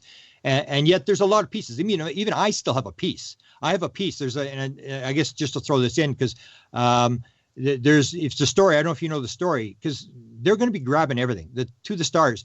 Anything that anybody wants to hand in as a piece for a UFO, I guarantee you, they're not going to turn it down. They're going to say, okay, we'll take it. We've got the money. We're going to analyze it, because you never know when you're going to get lucky. And one of the stories that's told is by Diane Pasulka. You know who she is, at University of North Carolina. She tells the story that a government official, who I know who it is, takes her and takes another academic, from the university, and takes him to a site in New Mexico. And they're blindfolded. And I'm going, are you kidding me? They blindfolded them. And they took them to this site in New Mexico. And then they take the blindfolds off. And this guy's leading them around this site where this supposed crash took place. And the key thing was that the government official, I know who he is, and it was my friend who told the government official where this was. They were at UFO Congress, and they were talking, and my friend was going to this crash site, and he said, do you want to come along? And the guy said, yeah, I'll come along. And then next thing you know, he's taking these two academics, blindfolding them, taking them to this site, and he's got some sort of relationship, limited relationship to an advisor or whatever. He's sort of tied into this whole thing. And so all these pieces, one of the pieces was there, and it was given to me from this actual site. And my friend gave it to me, and then he said he wanted it back. He said, cut off a little piece. So even I've got a piece. I don't know whether To the Stars has analyzed these pieces that came off this site where these two academics were taken, but even I've got a piece of a UFO in my drawer here, a little tiny piece, and I gave back the piece to the guy who showed the government official where this was. So there's a lot of this metal around, but what I may maintain, whether it's the Rendlesham thing, it may have just been some guy who claimed that he was at Rendlesham, or it may have been some military guy. They stashed this thing away. They didn't identify the fact that they'd been there or whatever, and now it's part of the leak that the government authorizes. Because you got to remember, and I maintain this with To the Stars, somebody is green-lighting this stuff. This is not happening. You do not walk out of the Pentagon when you quit in disgust with the videos. There's a way somebody is green-lighting it. And at the conference, when Lou Elizondo gave the speech at the MUFON conference, I think somebody asked him a question. Okay, who's releasing this? He said, I'm not releasing the videos. To the Stars is not releasing the videos. They're released by the government. And that's the key. Who's the government? Who's pushing the button? Who's green lighting this thing? Somebody is green lighting this program of release.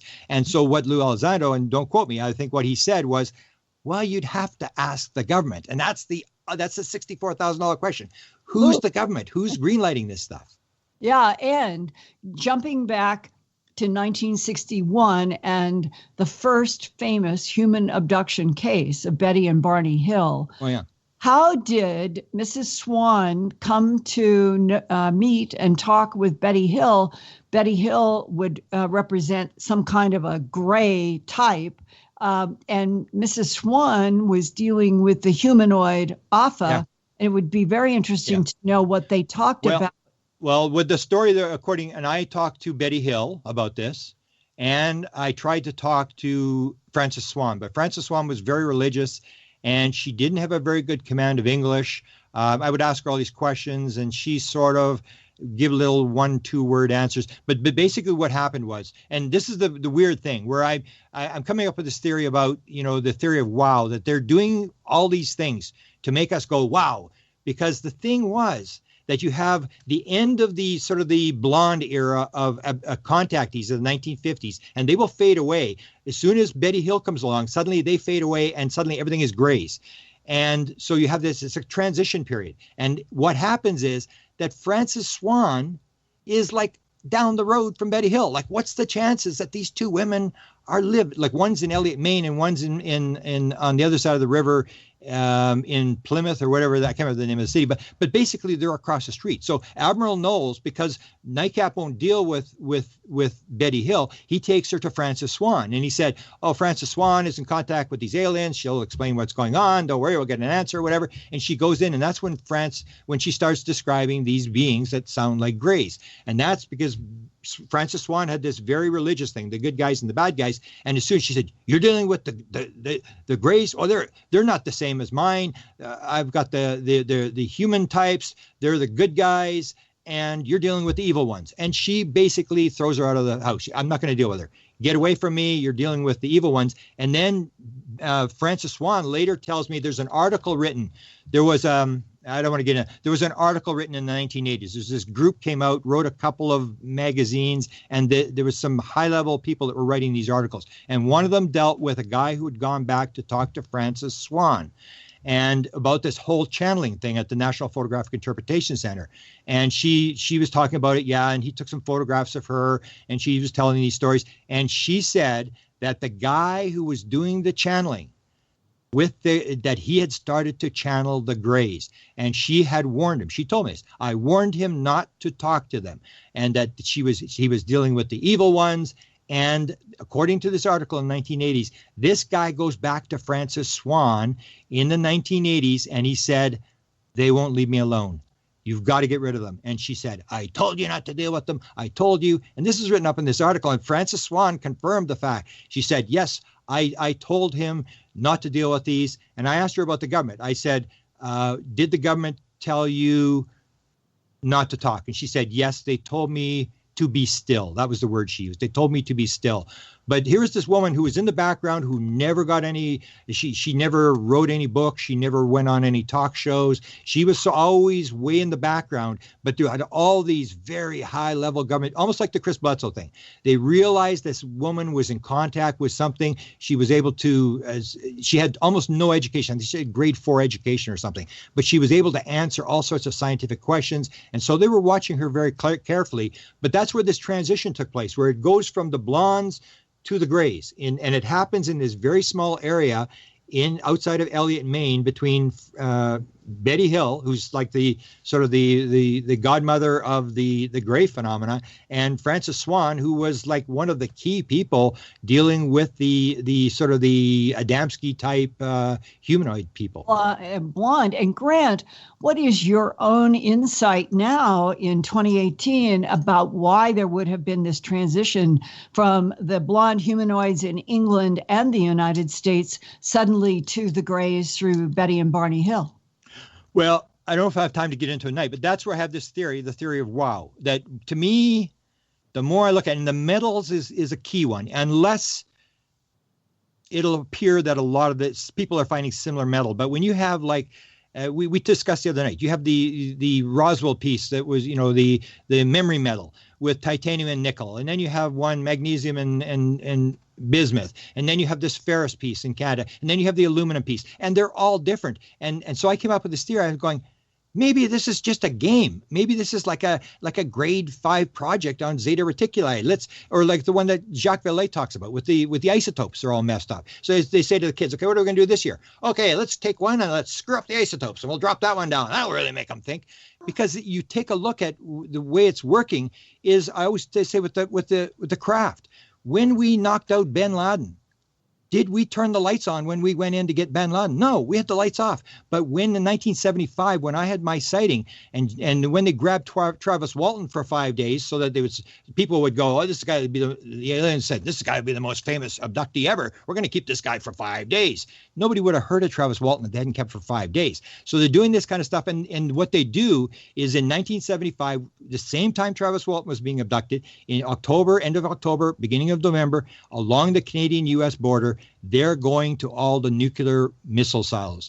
They're at Loring Air Force Base, they're at Wurtsmith Air Force Base, they're at Minot, they're at Malmstrom, and they're inside the weapons storage area where they keep the nuclear weapons. And they've got the lights on. And it's almost like, hey, over here, can you see us? We're here. Turn the lights on. More lights. They can't see us. And they've got the lights on. And it's like, why do they have lights? Why do UFOs have lights? It's the whole thing. To me, it's the more I look at the phenomena, the more it's like they're just leading us along. They're trying to get us to go, wow. So they do that. And then they 1895. So they appear like wooden ships with propellers. And then they go to Foo Fighters. And then they go to Green Fireballs. And then they go to the Adamski type craft. And then they go to triangles. And then they just keep changing the whole scenario. And they're just making us think that, to me, especially with the metals, it's almost like, they're just playing around with us, that there's really nothing we're really going to learn except the fact that something strange is going on here, and it makes you think, it makes you do the consciousness, or then you send in the next grade. Okay, we're going to do crop circles. Okay, send them in crop circles and screen imaging. So you get the aliens, all these different types of aliens that they're the screen imaging. They appear like rabbits and all this kind of stuff. And Sherry Wilde, who has one of the most dramatic stories I've ever heard, she has this gray, and she says to him, "Are you an alien?" And he said, "No, I'm not." And she said, "Well, why would you appear as this ugly looking gray thing?" And he said, "Ugly looking gray thing? Do you ever look in the mirror? When you smile, those big teeth of yours, we think you're going to eat us." And a lot of experiencers have asked, and they said, "No, we're not aliens." And that's the Jacques Vallée thing, is we may not even be dealing with aliens. We may be dealing with some sort of phenomena that's just making us go, wow, and just doing one thing after another to try to get our attention, to realize something is going on, or get an environmental message across, or whatever. And that these experiencers are describing this kind of stuff. The more I look at it, the more I think that there's really nothing going on except just a game show where they're making us go, wow, and that's all they're trying to do. But doesn't Chris Bledsoe add another dimension of spiritual warfare? No, well, Chris, that's the thing. Is Jacques Vallée pointed that out. Not Jacques Vallée. John Mack points that out. That he said, it's this whole thing about participatory, that you're manifesting what you see. And he even at one point said, depending what alien you see is depending upon your personality. And that's with Chris. So Chris he has these tall, 7-foot, bluish green beings that he calls the Guardian. And that's the one, if you look in the 2002 crop circle, with the message, beware of false gifts and broken promises, that whole thing, that's the Guardian. That's exactly what the Guardian looked like. So he sees these little 3-foot tall, sort of white, totally white with the red eyes. And then in 2012, when they give him the message, you got this message to deliver, then they send this spiritual being. He's a very spiritual guy. He was in the Pentecostal church. His wife still goes to church every day. He's a very Christian, religious guy. And so then he sees this sort of angelic type figure that gives him the thing, Chris, you have a burden and it is yours to carry. And exactly Chris Bledsoe that gave me this idea that this is all just a game, because I told the story about the dogs. I go to Chris Bledsoe's house. 2012, I have my download experience. I'm at Citizens Hearing. I'm going to Florida to lecture. I'm going right past this place with a rent-a-car. So I said, Chris, can I stop and see you? I really don't know him that well. I go there. He shows me the site. He shows me all this different stuff about, the burning tree. Warner Brothers wants a sign that they should do the movie. And the next day, this tree starts to burn, the burning tree, and they put it out, and it burns 3 times in 6 hours. This very bizarre thing. So I'm with him. And then what happens, this is the thing with the dogs. And this is a case in point. The front door is wide open, and he puts the dogs out. 3 dogs, big dog, medium dog, little tiny dog. Puts them out. Suddenly he says, the dogs are in the house, and they're looking at us. And he said, what are you doing in the house? How'd you get back in the house? And we go to the front door. The front door is wide open.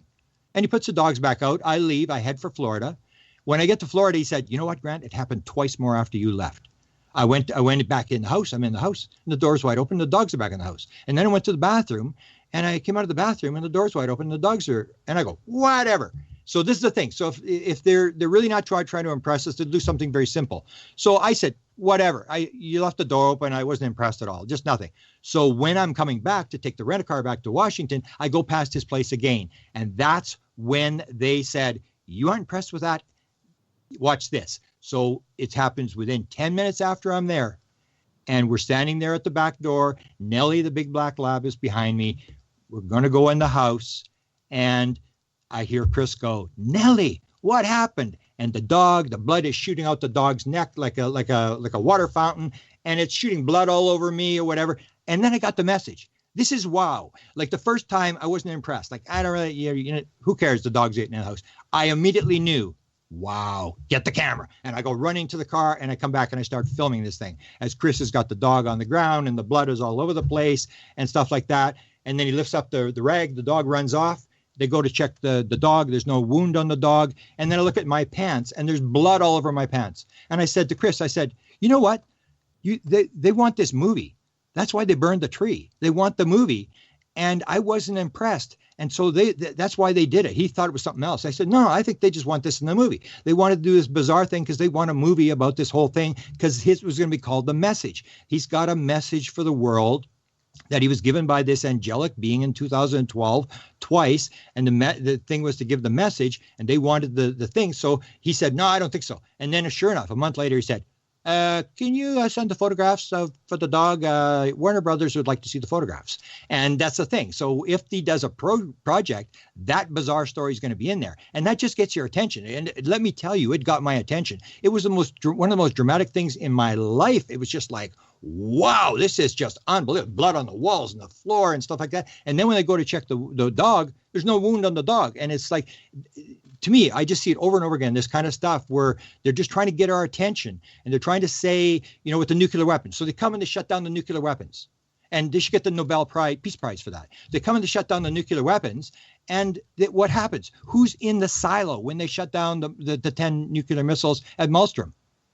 They have Salas. It's their guy. He's an experiencer. Is in the silo, underneath the ground. It's their own guy. He's one of their guys. It's almost like a Russian spy type thing. And then you have the thing in Russia where they let the missile launch, where a missile away, where they let the thing tick down, and as if the missile's launched. I mean, it's sending messages. It's like, we're going to get your attention this time. And I can just see the beings in the craft just rolling on the ground laughing like, oh, I wonder if they got the message and that kind of stuff. To me, the more I look at it, the more that's what it looks like is going on. Well, Grant, do you have any, I'm going to say either from whistleblowers, from government, from the background in Canada, do you have any more evolved insights about the three main alleged extraterrestrial competing groups, reptilians, blondes, and gray or ebens, that clone and create androids of all kinds of other creatures, but that but there really are three main circles in the circus tent? Well, no, you and I have disagreed on that for a while. I mean, I just say, for example, I never can remember his name. The guy that did the humanoid reports. He's the guy that cataloged all the humanoid reports. Cuban guy. England? What's that? Martin. You tell me. Whatever. He's got 20,000 humanoid reports. So I asked him, well, how many different beings? I mean, you got 20,000 humanoid reports. How many beings? And he said, well, I really haven't analyzed it, but it's got to be over 1,000. And there's a lecture with, I would go along with John Mack, who said the fact that he did one on reptilians. And he said this alien race thing, he said it's not. He doesn't, and I don't agree with it either. I think it's screen imaging where you're projecting what you're seeing. Because he said when you do the reptilians, he went through all the cases he did with reptilians. He said it's all over the map. It's from good to bad to this to that. And he said it even changed when he would talk to somebody many years later about their early experience that they'd already done. It had completely changed. And that's what I think. I think it's more that we're putting stuff in here. And that's why I think we have to look at important things rather than the metal and the UFOs. And John Alexander brought this up recently, is the whole idea, and this part of the download I got two years ago, is this whole thing about the oneness of the universe, that Edgar Mitchell thing, everything is connected, everything is one, or Ben Rich saying all things in time and space are connected, that's how it works, that sort of thing. John said, what if it's true that we are them and they are us? What if it's true? I mean, what if we are one? And what if you discover that you get regressed and you find out that you were one of these aliens in a past lifetime?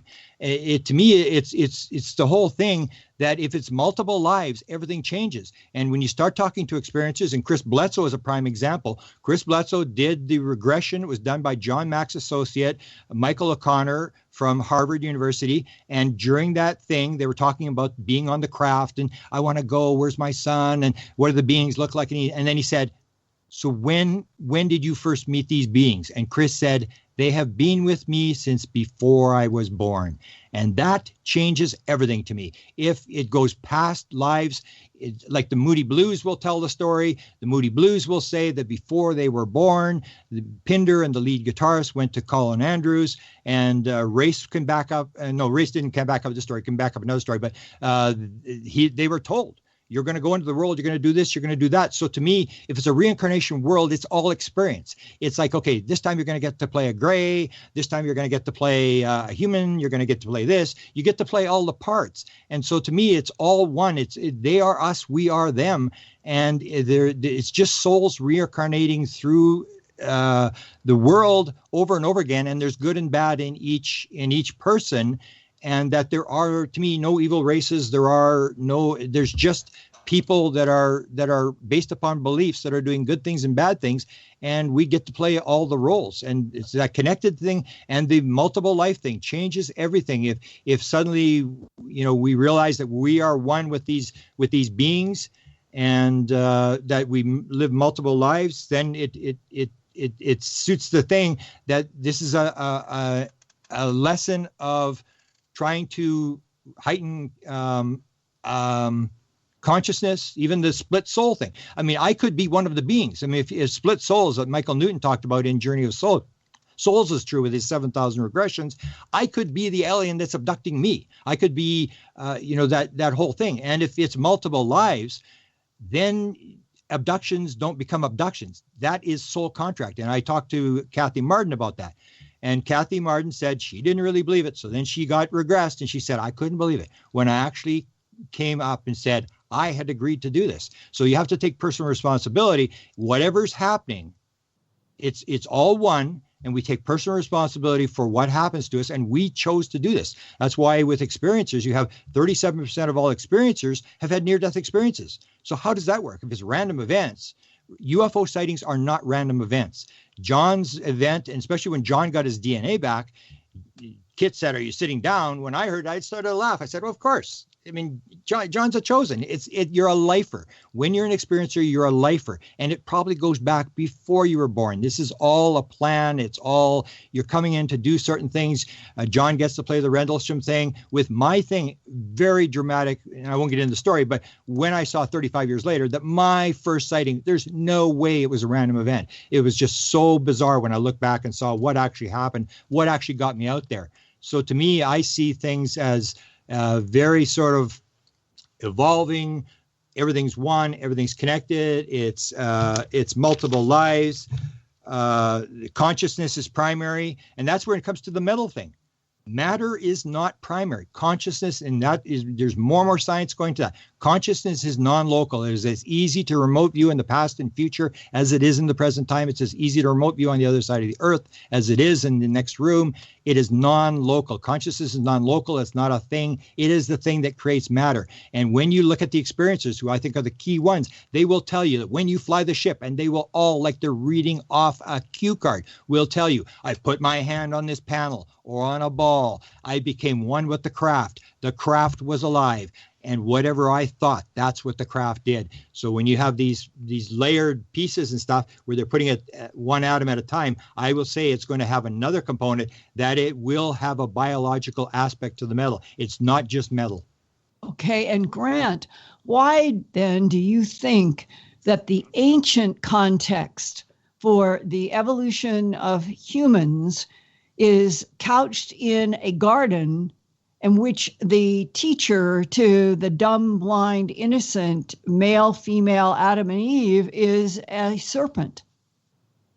Well, that's a religious interpretation. I mean, you can go to the Eastern tradition where it's all illusion, which appears going to be more accurate if you look at quantum physics. That the Eastern traditions and how they describe the universe, the Christian thing is still going to be very materialistic. We're biological robots in a random, meaningless universe, and things are happening by accident. And that gets to this whole thing even now, that in the modern materialistic science, which is what's throwing us off, you and I and John, we didn't plan to have this meeting.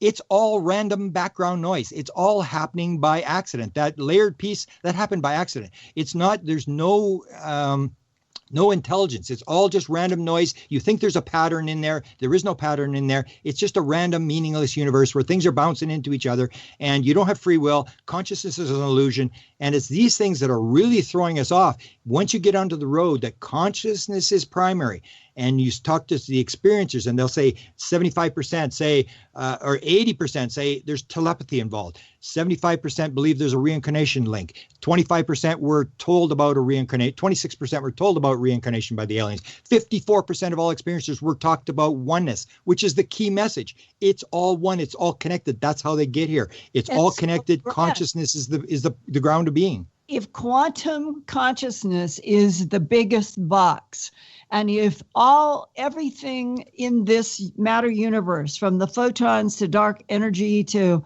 all of the elements and beyond, if it is all, quote unquote, related to consciousness, what is the point? What is the point? I'm not Well, it's all just a thing. I mean, who knows whatever the basic intelligence behind the universe just wants to experience things. I mean, there's all these different interpretations of why you would do this thing. It's maybe not any more nonsensical than a random universe where, atoms are just sort of bouncing into each other, and that, some cell can reproduce a second cell with 100 trillion atoms in 16 hours and put them all in the right position, and that's happening by accident. There's a consciousness behind this, and that's the basic quantum physics thing, is the dual slit experiment. The material, the matter particle does not appear on the back wall until there's a measurement, until there's an observer, which means consciousness is primary, which means that consciousness creates the mind, which is where we got to go if we want to move around. And that's why I follow the portal thing, because the portal thing, if the portal thing is true, you can walk into a portal thing and be on another planet, then we're missing some pieces of the thing, because the nuts and bolts thing is let us down this path where we're not getting anywhere. And the number one thing we have to realize is we're making all these mistakes. We're assuming it's a physical world made out of nuts and bolts. No, it's not. It's a conscious world. We believe it's one life. No, it's not. It's multiple lives. And I think there's as much evidence for reincarnation as there is for UFOs. And that's what we should disclose, because that changes the whole thing about responsibility as to the fact that, that you have to be responsible for what you're going to do. What goes around comes around. What you sow, you reap. That, it's not, you can just go and kill a bunch of people and be justified by this kind of stuff. That it's a world where it's non-random. If I can predict that you're going to have a car accident in 3 days, it's not a random universe. We're just making a lot of really bad fundamental mistakes about the nature of the reality. And if you go back to the dual slit experiment, the quantum wave that breaks down is conscious, because consciousness is awareness. It knows when there's an observer. When there's an observer, it breaks down into a wave. When there is no observer, it stays as a quantum wave. So it has consciousness. The same as the entangled particle. It knows when you have the two entangled particles, you change the spin of the one, the other one changes, which means the one is aware of what you did to the other. That's consciousness. Consciousness is primary, right down to the atomic level. And that's why I think when they build these layered things, it's not going to be something where they're doing it with a machine. It's going to be a biological process, because cells can do this already. They can build this very complex structure of 100 trillion atoms that can reproduce again and again and again and again and produce 100 trillion cells to make a human body. They can do that. It's going to be a biological system. And I even showed the one thing I show when it comes to why they're interested in this mind thing with the craft. I show the whole thing with the rat experiment, where University of Southern Florida, 2004, they take 20,000 neurons of a rat brain and they put them in a petri dish. They wire the petri dish to an F-22 simulator, and 20,000 neurons of a rat brain are taught to fly a simulator. And then they take the weather and they make horrible weather, and the thing continues to fly the simulator. That's what's going on this craft. It's a biological thing where it's the biology. It's not us figuring it out. They're going to be using a biological system, a biological pattern, and it will grow itself. It will grow the crafts. Everybody that I think that is describing the craft is alive, and you become one with the craft. It's like you're part of the craft, whatever you think the craft does. And that's the kind of stuff that we're missing in terms of trying to figure it out. Because with the metal, it's fine. You're going to realize, yes, with this layered piece of metal, we did not build this thing. There is somebody here that built this thing from off planet. But that's as far as it gets you, as far as I'm concerned. And the same with the videos and the UFO sightings. It says, yes, something's going on. Somebody's here. But in order to understand what the message is and how it actually works, I think you have to go to the people who have flown the craft. 14% of all experiencers say they've flown the craft, and they will all describe the same thing, and it's got to do with consciousness. They'll say the craft is alive. It's the most important part of the whole thing. Okay, Grant, aren't we talking then about what has been emerging in physics papers more and more the last 2 or 3 years?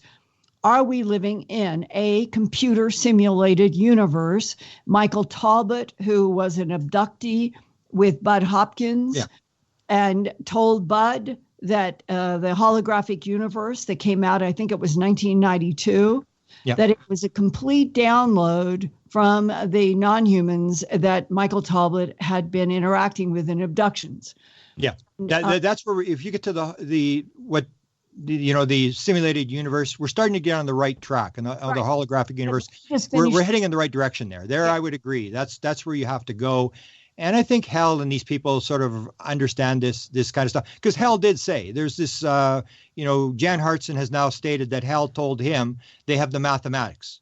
Like that, because Jan Hartson had been told by Ben Rich, we've discovered the mistake in the equation, and he said that Hal phoned him up, and Hal said, "What did he? What's this? What did he say?" He tried to get every detail he could as to what Ben Rich had told him, and that Hartson said that Hal told him he had the mathematics. Now, it's one thing to have the mathematics; it's another to build the craft. So we're starting to understand, and if we go to the holographic, where I disagree with the consciousness, sometimes you'll hear these stories that we're going to take the consciousness and we're going to email it to Mars into a biological robot. The minute someone says biological robot, I say they missed the point. Consciousness is non-local. You are never going to take consciousness out of everything, because even the biological robot needs the consciousness. All the cells are conscious. Every cell is doing what it's supposed to. You need consciousness to do the complex things that it does. It's all consciousness. So you can't pull the consciousness out, which a lot of people think you can do, take it out and put it in something else. Everything is consciousness. It's not a thing because it's non-local. It doesn't obey time and space, which means it cannot be an object in time and space. It is everything. You can't bind it by an object. Let me pull the camera back to just a wider frame. Every physicist who is dealing with, are we in a holographic universe, or as Tom Campbell argues, it doesn't even have to be a hologram. It could be just zeros and ones. But if we stick with what Michael Talbot said, he had the download and told Bud Hopkins that the holographic universe was a download from ETs and that this is the truth. Every physicist today will agree, if it is a holographic universe, it has to be being projected from another dimension. It cannot be projecting within the holographic universe that we're in, that's incompatible with the understanding in physics of a hologram. So if it is being projected from another dimension, who or what would be in that dimension projecting this universe? Well, that's where I would disagree. I mean, that's their interpretation. I would say the minute you say there is this universe and that universe and somebody, you're objectifying things. You're going back to the material world again. You're saying there are objects. There's somebody projecting. There's a projector. There's 15 dimensions, and they have this dimension or this level between them. One's this color, one's that, and you start materializing the thing. I think whatever it is comes out of consciousness, whether it's that's the basic ground of being. It's the basic structure. And it is not an object. It is everything. So if the projector comes, it comes out of consciousness. If the dimension comes, it comes out of consciousness. Everything has to come out of consciousness. The minute you start talking about like people say, there's different levels of consciousness or whatever. Well, as soon as you put it into levels and colors and stuff like that, you're starting to try to get the left brain materialistic mind, the secular religion thing, to try to put it into little boxes and little objects. And the minute you start to objectify things, you miss the point. It's non-local. Everything is non-local. There is time and space are going to end up being illusions. They're things that we use, but I think that, and even if you get the projection thing, it like Wheeler said, it's a participatory universe. Whatever you produce is produced in part by the mind. It's a participatory universe, and he won the Nobel Prize. He's the guy who came up with the wormhole and the dark, the idea of the wormhole and the black hole and all this kind of stuff. And Michael Talbot says the same thing. Michael Talbot says that when he was a young boy, and this is critical to how this thing works, Michael Talbot said he had poltergeist experience as a young boy. And he said when he was in a good mood, the phenomena would be very playful. It would take the socks and hang them off the plants. And he said when he was in a bad mood, he would wake up with cuts and needle marks in his arms. We are participating in the creation of the universe. We find, that's what John Mack was saying. Whatever being you have, it may be because of what you're projecting, what you have. And that's Chris, this guy from Hollywood, that friend of mine had this, real dramatic experience last year with UFOs. What he was told, same thing, that the beings will use your mind. They will look inside your mind, and they can only work with what you're doing. So if you don't know calculus, they're not going to talk to you about calculus. So if your mind is into the spiritual thing like Chris Bledsoe's was, they're going to appear as an angel. If you're into fear, they're going to use fear, according to what this being told Chris. They will use fear to teach you a lesson. They have no choice. That's the only thing that's in their mind. They will take what's in your mind and use that material in your mind to teach you a lesson. It's a participatory universe. We are co-creators in what's happening around us. Well, then doesn't Tom Campbell's concept that this is a created universe for a very specific role, which he says to reduce entropy reduction trainer for souls, and that this whole universe exists for that one goal to train souls? Yeah, it could be. I mean, they're on the right track. I mean, I haven't really studied those things. I basically follow the consciousness. I know you want to get some people on. I mean, I follow the consciousness people like Tanzi and Deepak Chopra and Goswami.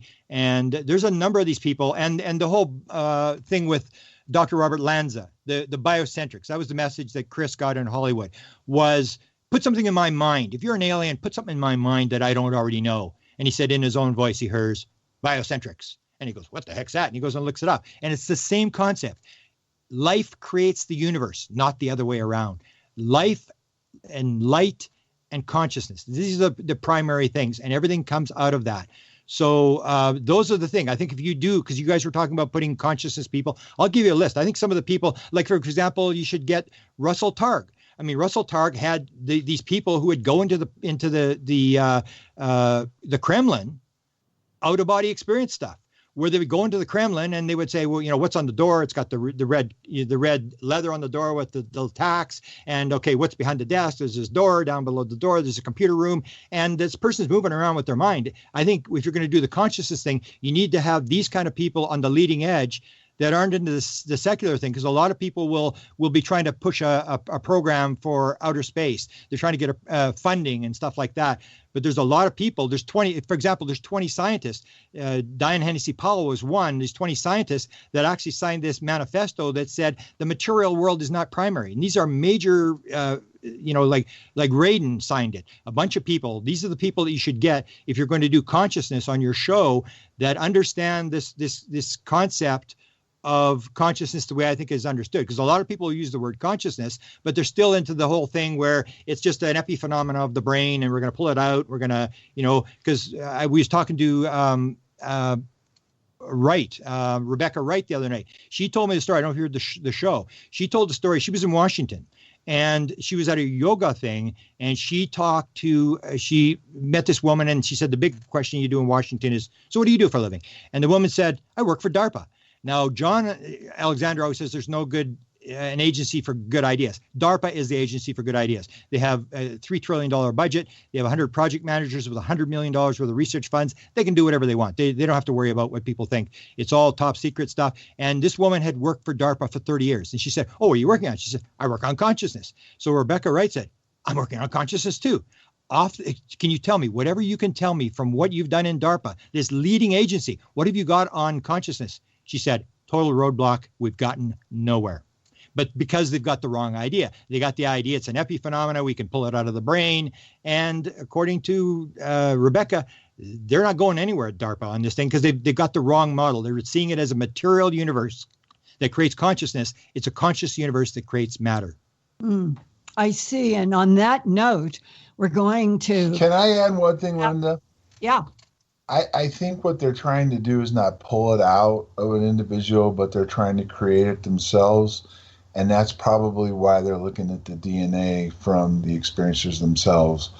You can't maybe pull it out of a person, but what if you could create your own consciousness? That would be a very interesting concept, would it not?